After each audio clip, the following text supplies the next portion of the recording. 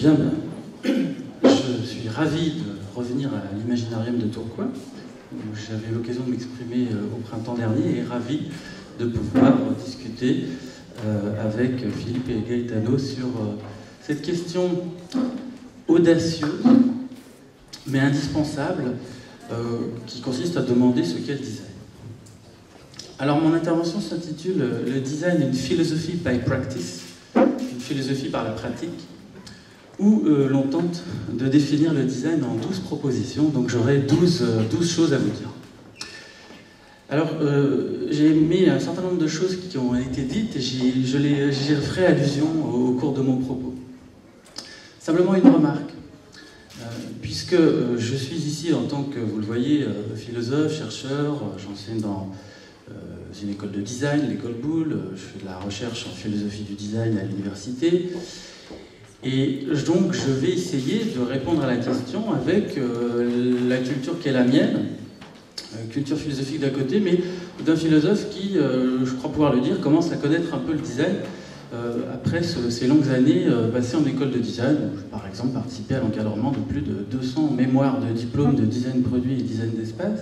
Puis par ailleurs, j'interviens dans le monde du design interactif, du numérique. Donc je crois pouvoir dire quelque chose peut-être pour alimenter le débat. Alors, je voulais faire une remarque par rapport à ce qui a été dit. Si l'enjeu c'est de penser le design, je suis à la fois d'accord avec Philippe pour dire qu'il faut être modeste face à cet enjeu, parce qu'il est complexe, et en même temps, je crois important de dire qu'il faut être audacieux, c'est-à-dire que nous sommes ici dans la première journée d'un colloque, concours, où on vous invite à avoir l'audace d'avoir des idées. Et je crois que justement, la philosophie a quelque chose à apprendre du design. Elle a à apprendre du design le sens de l'audace. Et je crois qu'il faut que philosophes, penseurs et experts en général, et tous ceux qui s'intéressent au design, je crois qu'il faut que nous osions donner une réponse à la question qu'est-ce que le design, ou donner des réponses. Parce qu'on ne peut plus, je crois, nous contenter de l'indéfinition vague dans laquelle le terme design flotte, à mon avis, depuis un certain temps. Alors, il se trouve qu'un philosophe anglais et mathématicien qui s'appelle Whitehead disait que la philosophie, c'est un voyage en quête des généralités les plus grandes. Ça me permet d'introduire mon propos. Je vais être plus général. Je vais essayer de prendre un recul général pour essayer de faire des propositions à la fois critiques et positives de définition. Alors, si la question, c'est de penser le design,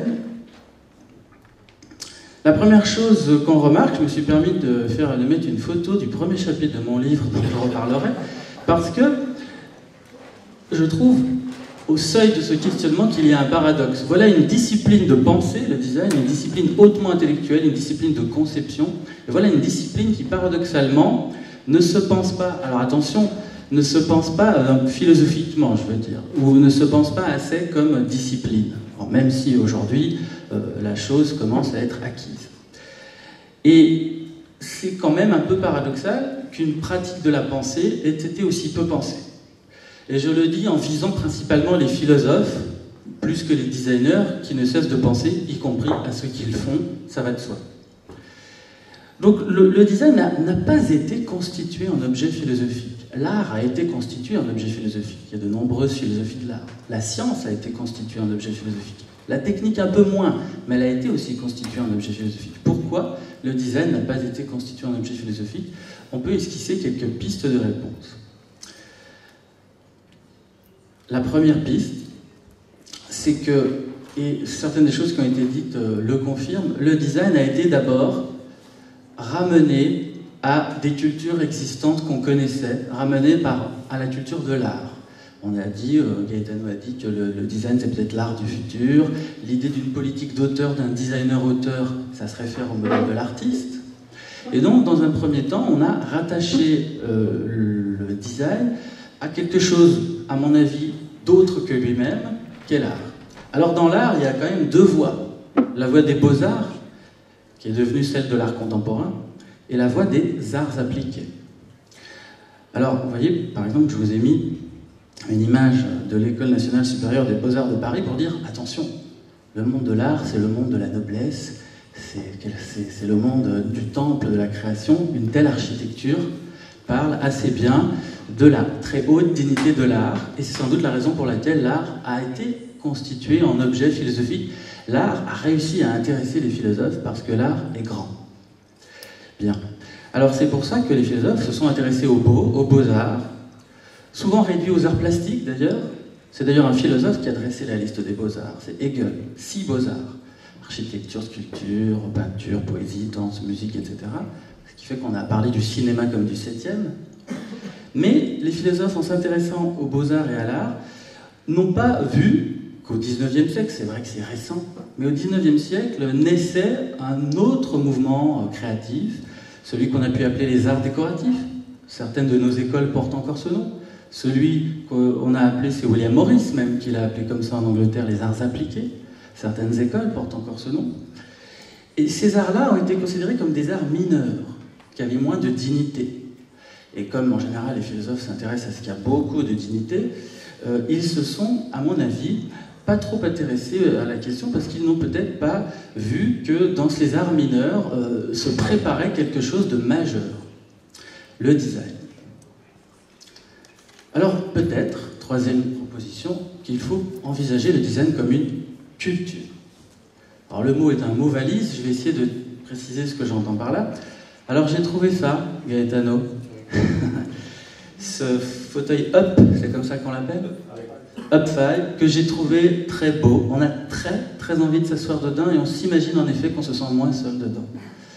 Qui bien sûr répond aux formes féminines et évoque la Vénus de Willendorf. Moi ça m'a fait penser à cette vieille statue paléolithique qui avait comme ça des formes généreuses. Alors une culture, pourquoi? Parce que les philosophes du XXe siècle, précisément, parce qu'au XXe siècle, quand même, le design, on a vu très bien, avec ce qu'a montré Philippe, que la discipline design s'est incarnée au XXe siècle, elle est née. Mais les philosophes n'ont peut-être pas saisi que le design, c'était ça, l'émergence d'un nouveau genre culturel, qui n'est pas réductible à l'art, qui n'est pas réductible à la technique, qui n'est pas réductible à l'ingénieur. C'est pour ça qu'on peut dire, avec un vieux mot philosophique, que le design est peut-être une culture sui generis, c'est-à-dire en son genre, une culture en soi.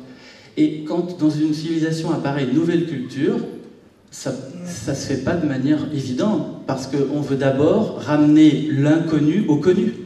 Le design, c'est nouveau. On veut le ramener à ce qu'on connaît déjà. On veut le ramener à de l'art, de la technique, à de l'ingénierie. Et le design ne rentre pas exactement dans chacune de ces cases.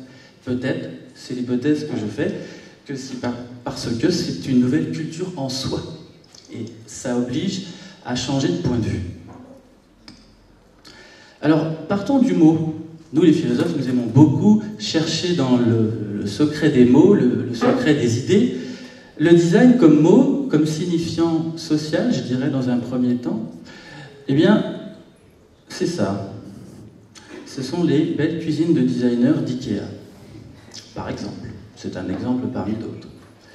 Pourquoi je parle de cela? Parce qu'il y a 2 ans, en écrivant, je visite le site britannique d'IKEA et je tombe sur la page d'accueil du site sur ce slogan « Beautiful Designer Kitchens ». Et je me suis dit, tiens, voilà que le mot design est employé pour faire vendre des cuisines, mais en suggérant l'idée, ce sont des cuisines design. Comme si le design était un adjectif. Or, vous savez que le design n'est pas un adjectif, mais le grand public ne le sait pas toujours. Vous savez que le design, c'est une discipline, et que l'usage du mot design comme un adjectif est abusif. C'est design, c'est un peu comme c'est intéressant, ce qu'on voit dans les galeries d'art, c'est design. Alors, par ce mot, si on analyse, si on cherche des synonymes, quand quelqu'un dit c'est design, peut-être il entend beau, peut-être il entend chic, classe, ou moderne, nouveau, branché, tendance. Voire un peu bizarre, fou, c'est un truc de designer, c'est un peu décalé. Alors, tout cela se retrouve beaucoup dans le design d'intérieur. C'est pour ça que je parle de l'effet Conrad Schott. Vous savez, c'est une boutique de design du 6e arrondissement de Paris qui fait très luxe, on va dire. En tout cas, qui se présente un peu comme un loisir bourgeois. Parce qu'on peut aussi parler du design d'intérieur comme d'un problème pour les riches. Ça, c'est une question qui se pose. Une chaise Charles Eames, c'est très beau, ça coûte 4 000 €. Hein. Donc, le signifiant design, je dirais qu'il est associé à 2 choses. Il est associé à cette idée un peu toute faite, un peu préjugée de c'est chic, c'est beau, c'est moderne. Mais en même temps, derrière, il se cache une histoire, le fonctionnalisme, tout ce qui a été évoqué. Et puis est associée l'idée de la déco. Design et déco, c'est toujours associé, et nous en souffrons suffisamment, vous les premiers, quand vous expliquez que vous faites du design, on croit que vous êtes celui qui rend beau les choses, celui qui vient esthétiser et qui vient amener de l'embellissement.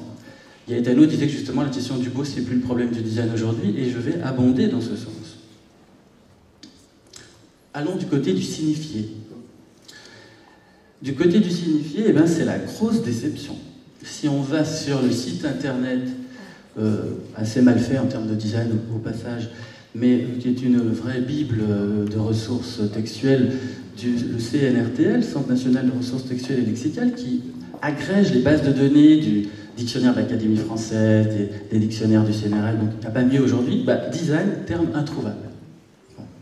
Alors heureusement, il y a des dictionnaires un peu plus spécialisés qui en parlent, mais ça c'est la référence pour la langue française. Dans la langue française, le terme design, on va le voir après, a une longue histoire conflictuelle, contrairement peut-être à la langue italienne, où il a été admis très tôt en étant traduit, je crois, par disegno ou disegno, je ne sais pas comment vous dites en italien, mais on y reviendra.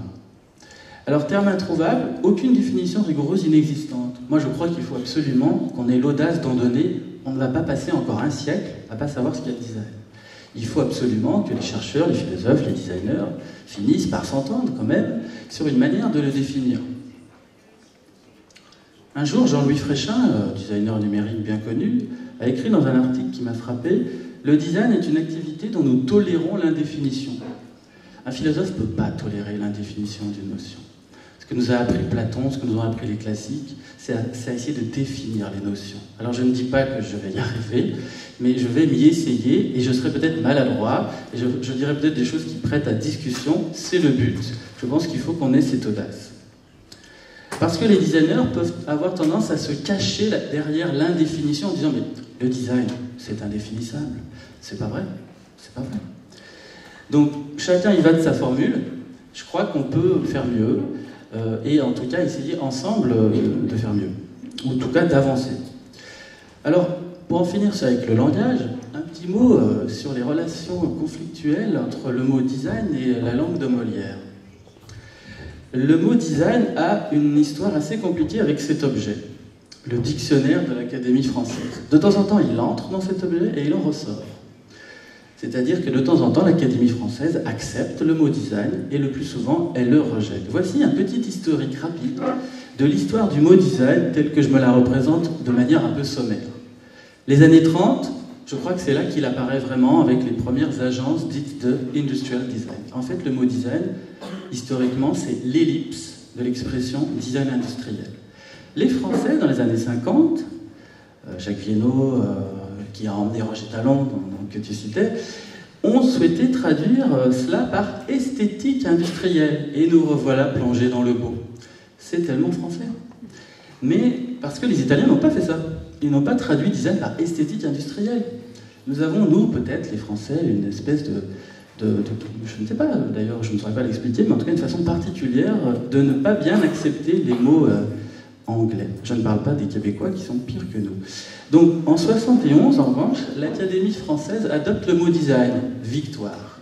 Pourquoi victoire? Non pas parce que je suis passionné d'anglicisme, mais parce que le mot, maintenant, s'est installé dans les agences, dans les écoles, dans les pratiques. Il signifie quelque chose, il signifie une nouvelle culture. Si on veut ramener le design à autre chose, on rate ce qu'est le design. Donc si on veut comprendre ce qu'est le design, il faut assumer le mot. Alors en 1994, Jacques Toubon, ministre de la Culture, propose de remplacer design par stylique. Vous imaginez? Ça pose des tas de problèmes, on est encore dans la forme et l'esthétique, etc. Et puis on confond avec styliste, stylisme, on n'y comprend plus rien. En 2010, c'est quand même récent, l'INSEE propose de ne plus incorporer le mot design. Alors ça a été abandonné, je crois, dans sa nomenclature des métiers, elle propose de parler de concepts. Et je suis désolé, les scientifiques proposent des concepts, les philosophes proposent des concepts, les ingénieurs proposent des concepts. On ne peut pas faire du concept le propre du design, même si c'est une activité de conception. Ça pose un problème. Et puis 2012, eh bien, on peut lire sur les blogs que dans certains vernissages parisiens, où se trouvent invités certains académiciens français, ont affûté l'idée que j'ai entendue, que j'ai lue, que l'Académie française songe à introduire un nouveau mot tellement elle n'arrive pas à accepter le mot design, et ce serait, je n'ose le prononcer, dessagne, je ne sais pas trop comment il faut dire. Nous serions amenés à devenir des desseigneurs ou des grands seigneurs, je ne sais pas. Donc bon, j'arrête là sur la langue française, je me permets de faire un peu d'humour parce que, vous voyez, derrière ce mot, il se joue beaucoup de problèmes. Alors, essayons-nous à faire une définition qui vaut ce qu'elle vaut. Le design, c'est peut-être avant tout un processus. Un processus qui d'ailleurs passe par du dialogue, passe par, on va le voir, on envoie en arrière-plan des prototypes, des maquettes, des choses. Bon. Et ce processus, je dirais qu'on peut le présenter en deux versants, deux volets. Le premier, c'est ce qu'on pourrait appeler le design doing. C'est-à-dire que le design, c'est d'abord un faire, une pratique. Et cette pratique, c'est la pratique de la formalisation. Alors par formalisation, j'entends pas tout à fait la question de la forme au sens esthétique, même si c'est lié, on va le voir, mais c'est la formalisation aussi au sens de la donner forme à l'idée. Enfin, remarquez, ça se recoupe. Et ça vient de la première étymologie du mot design. On dit le mot design, c'est un anglicisme, c'est vrai, mais c'est d'abord un latinisme. Ça vient de designare, marquer d'un signe. Dans design, il y a signum. Signum, c'est un signe. Faire du design, c'est poser des signes. C'est former des signes, ou signer des formes si on est dans une logique d'auteur. Comment on fait des formes? On le fait par le dessin, parce que le mot design a donné dessin. Voilà. Et le plan, le croquis, la perspective, le zoning, selon son métier, vous reconnaîtrez les mots que vous employez ou que vous êtes amené à employer dans la spécialité de design que vous exercez. Le dessin, mais plus généralement, le dessin n'est qu'un cas particulier du prototype. Le designer, c'est d'abord quelqu'un qui fait des prototypes. Il fait des choses, mais il fait quoi? C'est pas lui qui coule le béton du bâtiment, c'est pas lui, encore qu'il peut aller assez loin dans l'expérimentation, surtout aujourd'hui avec les Fab Labs, avec le retour de l'artisanat à l'ère numérique, le designer peut être amené à mettre la main à la pâte, mais tout de même, la formalisation, c'est d'abord le prototype, la maquette, le patron, la wireframe pour ceux qui font du web design par exemple, et donc c'est une représentation anticipée de quelque chose qui reste à construire. Et un certain nombre de gens soulignent à juste titre qu'on ne peut pas vraiment avoir une idée sans la tester. On peut avoir des intuitions, des intentions. Il faut commencer à prototyper son idée pour voir si elle tient. Et donc, certains, les Américains, en ont fait même une méthode qui s'appelle le design thinking, qui consiste à prototyper les idées très très vite pour voir comment elles résistent. Donc je dirais dans un premier temps que le design c'est une pratique de formalisation, de prototypage quelque part, au sens large du terme. Deuxième volet, eh bien je reprends cette expression en la détournant, l'idée que le design est un thinking, parce que c'est aussi, bien sûr, avant tout, une conceptualisation. Et là c'est là où la langue anglaise nourrit la notion de design. To design c'est concevoir. Selon un plan, une intention, un dessin. C'est élaborer un projet, Gaetano l'a dit tout à l'heure, c'est élaborer un projet. Un projet, on peut dire, c'est sommaire, mais en termes de thinking, ça inclut deux niveaux, je dirais. Ce qu'on appelle dans les agences le concept. Le concept créatif, l'idée qui va structurer la démarche. Bon. On peut appeler ça le parti pris, on peut appeler ça comme on veut. Et puis il n'y a pas que ça, il y a au-delà du concept créatif, c'est-à-dire l'idée organisatrice du projet, il y a aussi toute une pensée, toute une réflexion sur les usages, sur les pratiques de vie, sur les pratiques d'existence, qui doit justifier le projet, qui doit le nourrir. Une réflexion, pour faire écho à ce qu'il disait ce matin, tiens voilà, sur les usages de l'eau dans la ville, qu'est-ce que l'eau peut apporter au sentiment d'appartenir à sa ville. Le design, c'est pas juste, oh je dessine et je prototype, c'est chouette, je décide et je prototype pour proposer des choses aux gens, pour proposer des solutions aux gens. Donc c'est un thinking, mais la différence, parce que la philosophie aussi c'est un thinking, la science aussi c'est un thinking, mais l'outil n'est pas le même. Les scientifiques ils font des hypothèses et des expériences. Les expériences testent les hypothèses. Les designers ils font des prototypes pour tester des idées qui sont ensuite fabriquées, construites, etc. Je crois que là, il y a quelque chose qui est propre aux designers en tant qu'activité de pensée.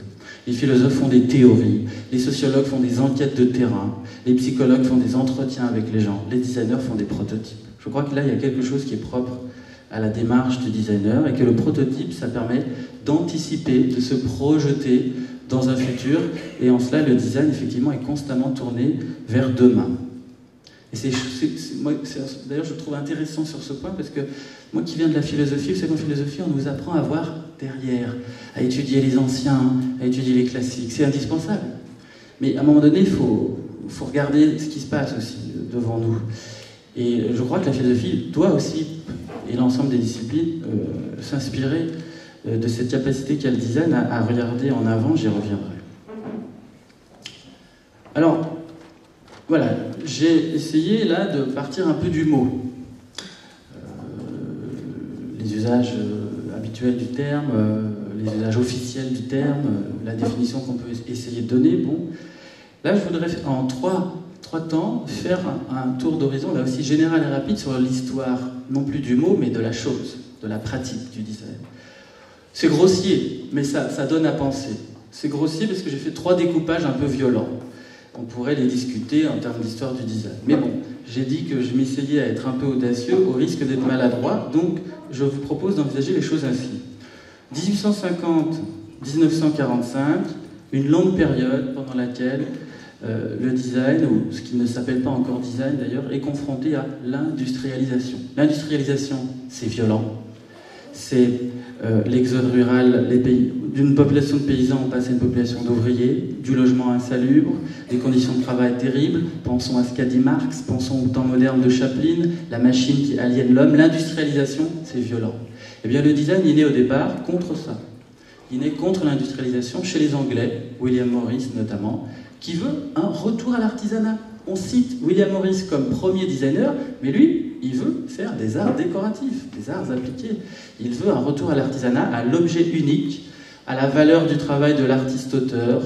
C'est ça qu'il veut. Mais parce qu'il veut, dit-il, sauver l'homme de l'industrialisation, parce que l'industrialisation crée des conditions de vie désastreuses. Alors, par exemple, la Red House qui incarne un peu ce mouvement des arts and crafts, art et artisanat, emmené par William Morris, est souvent considéré un peu comme un manifeste architectural de ce mouvement. William Morris étant décorateur, il n'est pas architecte, il est entouré d'architectes, il est plutôt artiste-décorateur, en ce sens il est un proto-designer, comme disent certains.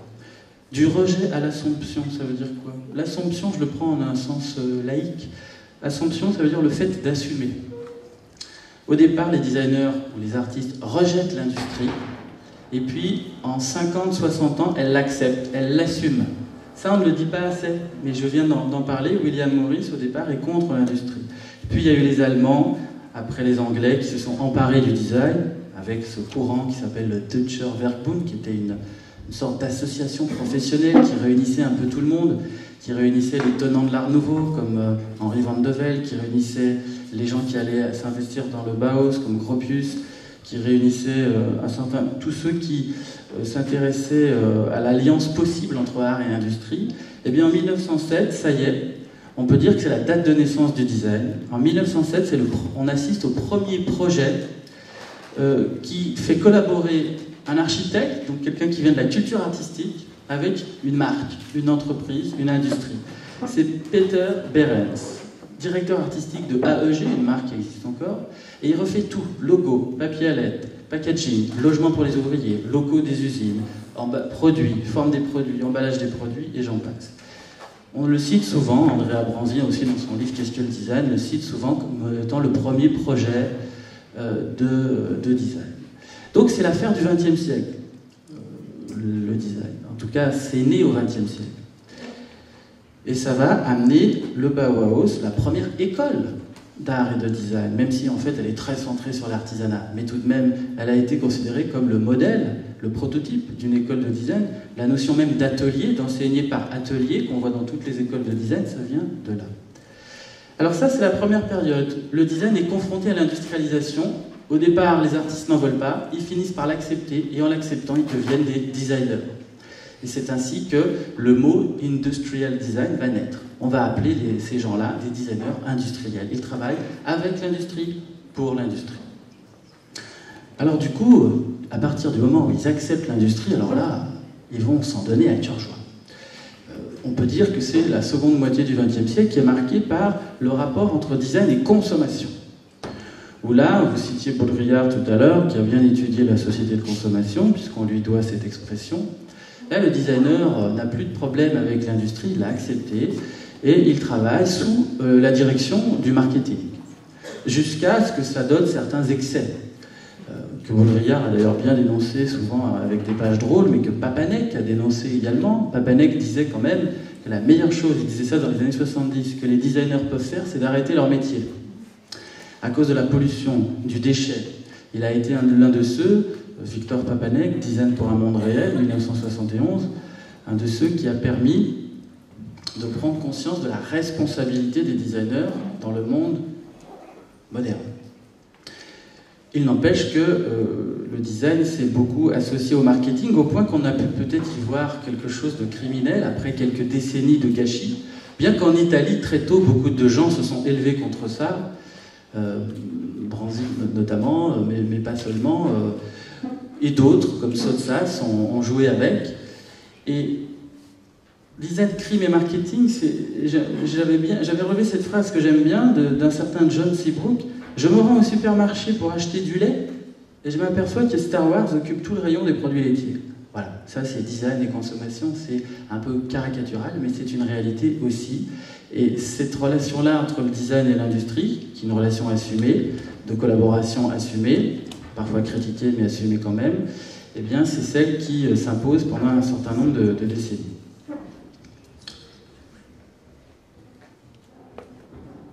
Tim Brown, qui est l'un des représentants aux États-Unis du courant Design Thinking, que vous connaissez sûrement, qui est le PDG de l'agence IDEO, grande agence mondiale de design global, qui ont travaillé pour toutes les marques, disait en juillet 2009 qu'à cette époque-là, quand les designers sont un peu les agents du marketing, le design redevient un peu plus petit, un peu plus banal. Le design avait eu un rôle très fort fin 19e, début 20e, avec je l'ai dit, William Morris, le Bauhaus, et puis après le design finalement en se soumettant un peu au marketing. En tout cas, tous les designers ne sont pas non plus là-dedans, mais il y a quand même une dominante, si vous voulez, entre design et marketing à cette époque. Eh bien, ça conduit à une situation où les designers sont, il le dit avec un certain humour que je trouve intéressant, les designers deviennent un clergé de gens en col roulé noir, avec des lunettes de designer, qui travaillent sur des petites choses, centrées sur l'esthétique, l'image et la mode. Et ça a contaminé les médias, et on n'en sort pas, toujours pas, de ce problème qu'ont les médias à pas comprendre que le design, c'est pas le beau, la mode, l'esthétique ou la déco. Et par conséquent, le grand public a du mal à sortir aussi de cette idée. En col roulé noir avec des lunettes de designer, c'est encore le style qu'adoptent, par exemple, les portraits de designers chez Ikea, à côté de son petit meuble. Il y a la photo du designer avec ses lunettes et son col roulé noir.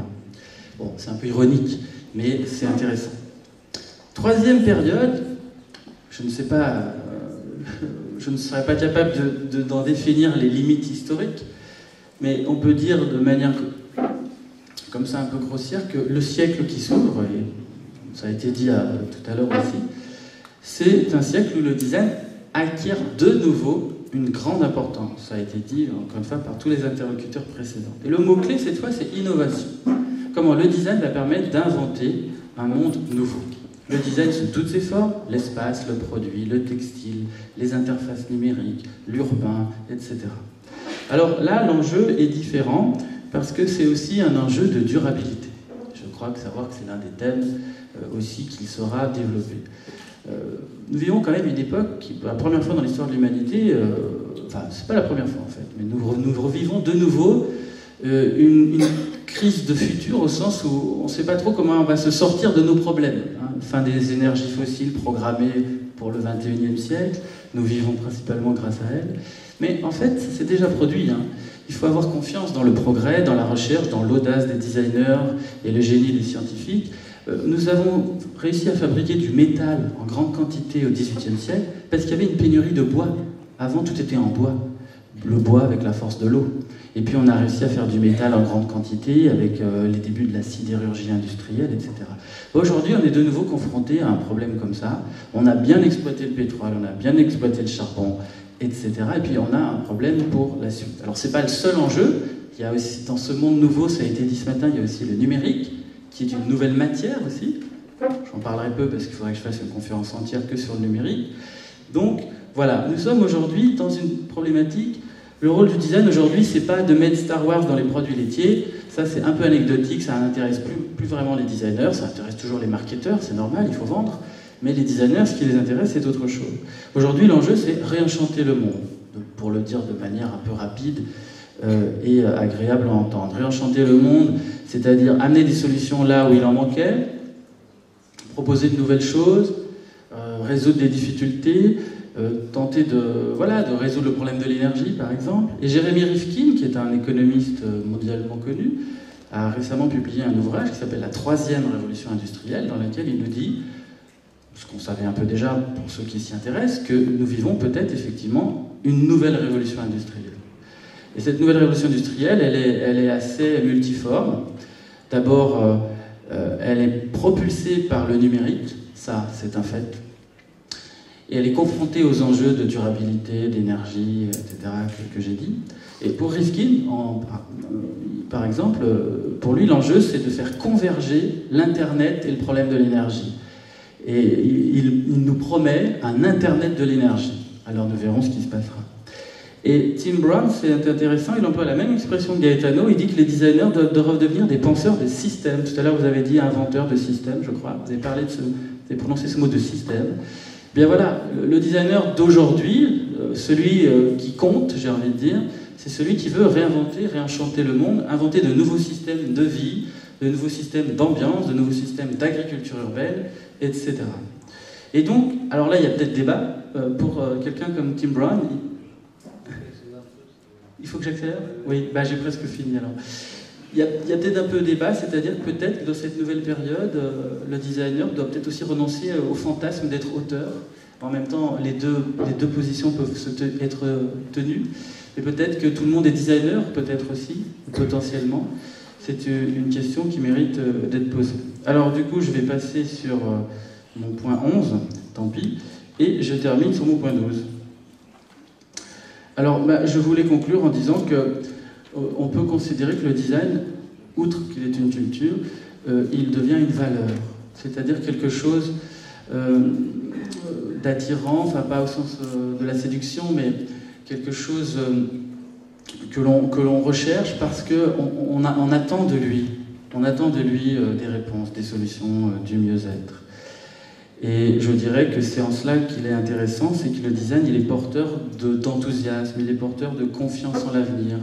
Quand même, la deuxième moitié du XXe siècle, moi je suis né dans les années 70, on ne parlait que de crise tout le temps, la deuxième moitié du XXe siècle, c'était quand même une période de désenchantement du monde, comme on dit les sociologues. Peut-être qu'aujourd'hui, on peut recroire en l'avenir, et je crois que c'est le design qui nous permet cela. Il est peut-être, et c'est en cela qu'il intéresse les acteurs publics, un nouvel instrument de changement. Alors moi je dis, ça prête aussi à débat, mais je dis pour résumer que le design, c'est peut-être tout simplement l'art d'enchanter l'existence par les formes.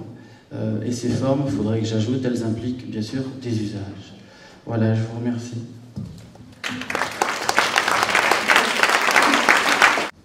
Bon, je ne sais pas qui veut reprendre, peut-être. Moi, j'aimerais entendre le public. Parce que nous, on peut dire plein de choses, non, comme vous avez entendu. Mais peut-être que vous avez, une vision de ce que vous voulez entendre. Et donc là, il faut intervenir et dire non, pour moi, le design, c'est pas du tout ça, ou bien c'est ça, etc. etc. Et je ne sais pas si c'est possible. Voilà. Je vais peut-être commencer. En fait, simplement pour aller dans le même sens.